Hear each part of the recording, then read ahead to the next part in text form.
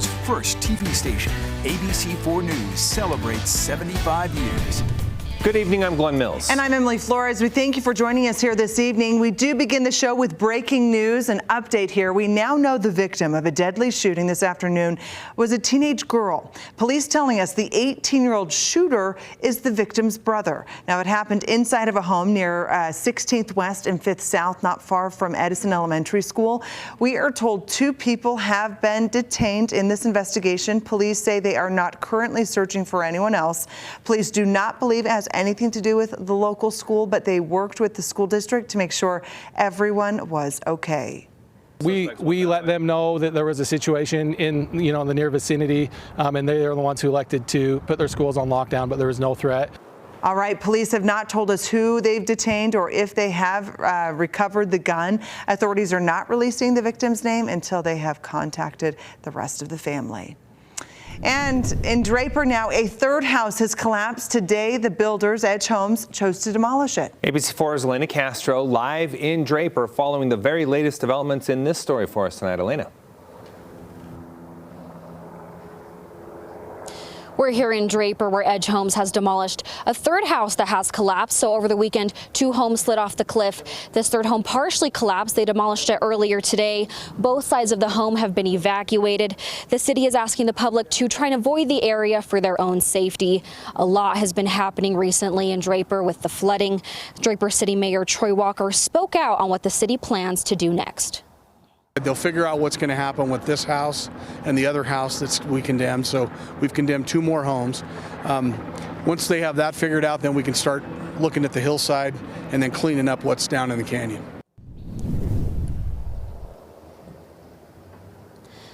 Mayor Walker is standing behind Edge Homes, and they're hoping to work together to build the community and bring everything forward and hopefully bringing the community back to a more stable and safer place. Reporting live in Draper, Elena Castro, ABC4 News. Elena, thank you. Following Utah's flood watch tonight, a new resource for emergency management and local officials to prepare for spring runoff and raging rivers. A 24-hour video access to key areas at risk of flooding. Yes, ABC4's meteorologist Nate Larson live along the Weber River where one of the units has been set up there. Nate.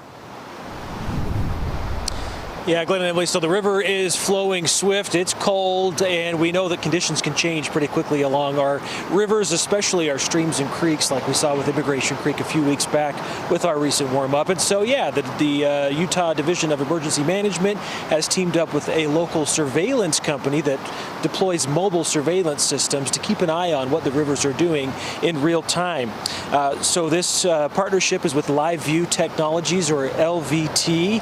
It's a security company based out of Utah County that provides these mobile units for a variety of industries. They're placing dozens of mobile cameras in key locations across the state that will give us 24/7 monitoring on these rivers and streams. So depending on where the need is, they'll be repositioned there. Video feeds are updated every 15 minutes with 30-second video clips on these rivers and streams that may be at risk of flooding. There are currently 5 units online today, 1 here along the Weber River, with a total of 15 within the next few weeks. Another tool in the toolbox, essentially, to give our local emergency management, local public officials, and even the public a little bit earlier warning when floodwaters might be rising. Now, if you want to check out these new camera feeds, anyone can access them at floods.utah.gov.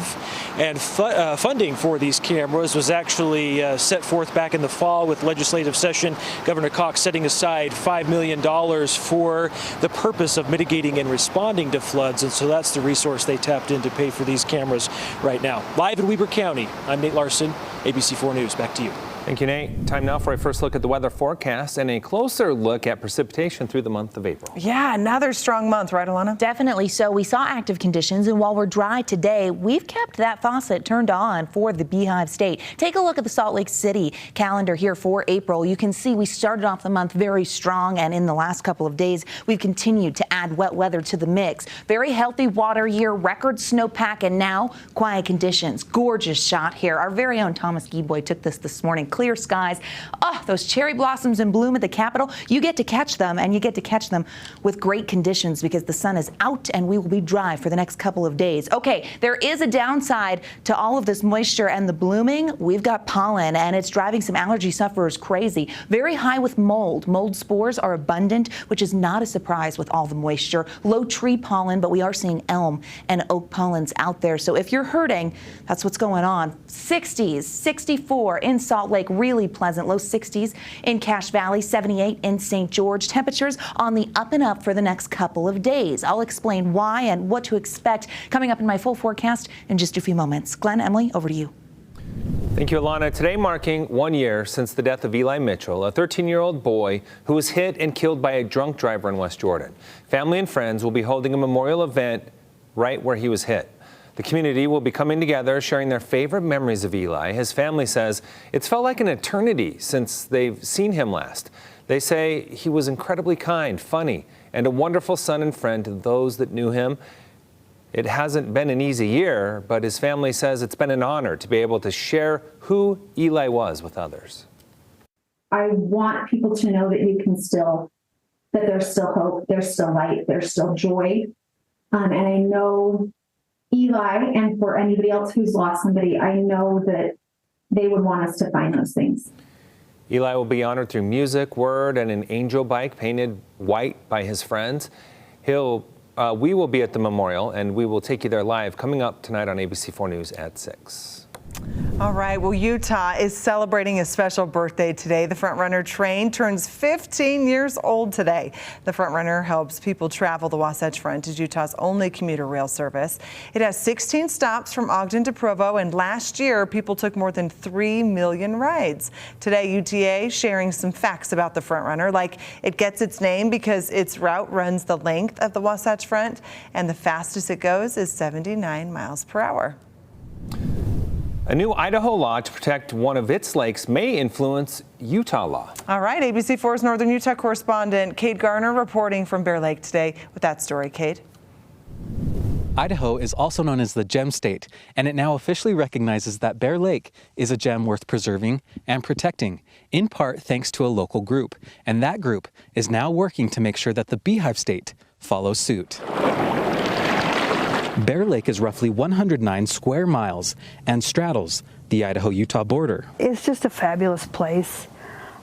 We're lucky we haven't ruined it yet. Claudia Cottle lives on the shores of the lake and fondly remembers her visits as a child. I remember driving over the hill and seeing that beautiful lake. She is part of the Bear Lake Watch Group and has dedicated the last 20 years to helping preserve the lake. I want to make sure that our grandkids and their kids are going to be able to enjoy it, and they're going to be able to drive over the mountain and say, wow, look at that beautiful lake. The Lake Watch played a crucial role in the recent passage of Idaho Senate Bill 1112. It's not the cure-all.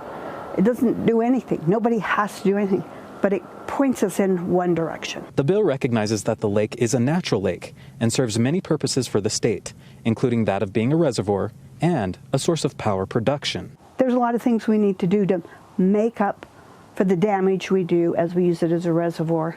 We can do both. The law states that while being used for these purposes, the lake must be protected in such a way that it retains its basic native form and character to preserve its natural beauty and quality. And I think that's what ultimately this law will help drive, is the cooperation between the two states and all the other stakeholders and ensuring that we take care of it. Idaho Bear Lake State Park Manager Andrew Stokes is hopeful about the future of the lake, thanks to this bill. I mean, there's 4 species of fish that are only found in Bear Lake, nowhere else in the world.